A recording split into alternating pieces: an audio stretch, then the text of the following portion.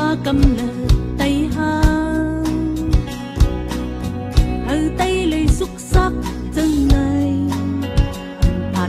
quay lên mơ hoa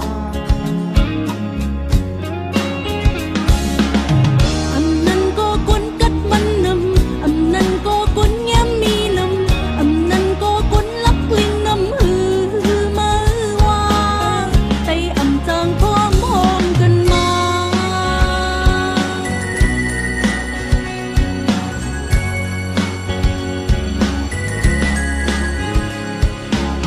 tay này cọp trời kẹt ha tay này cọp trời quăng ha bưng tay lấy xúc sắc chân này bay thật bay quay lên mơ hoa hai nương ti an mương con khờ hai nương xâm hít mương hồng tung hai nương cô hít tuôn trong lăng tơn cối lê tay ẩm trang thom hôm chân ha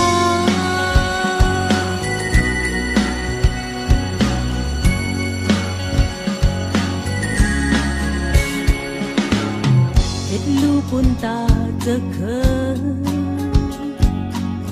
hết lu pun ta wan mơ hơi tay lấy khứt chân khứt bàn cho yêu dơ lấy chân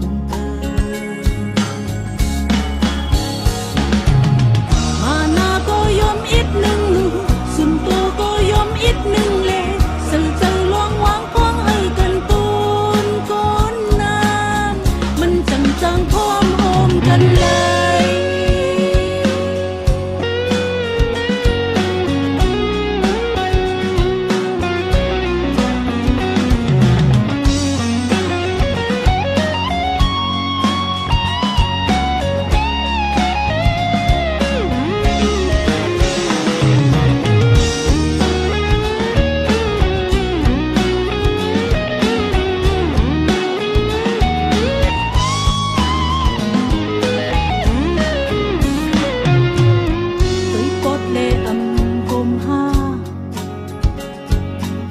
quân nhau lê bay trăng phong đập tay lấy tóc yoi cọp thơ bay thật bay quay lên mơ hoa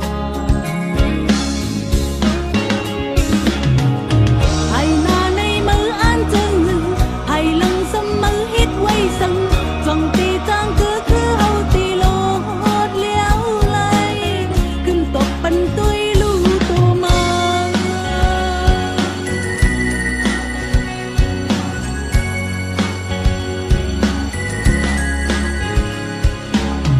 bỏ hết bun ta giờ khờ bỏ hết bun ta wan mơ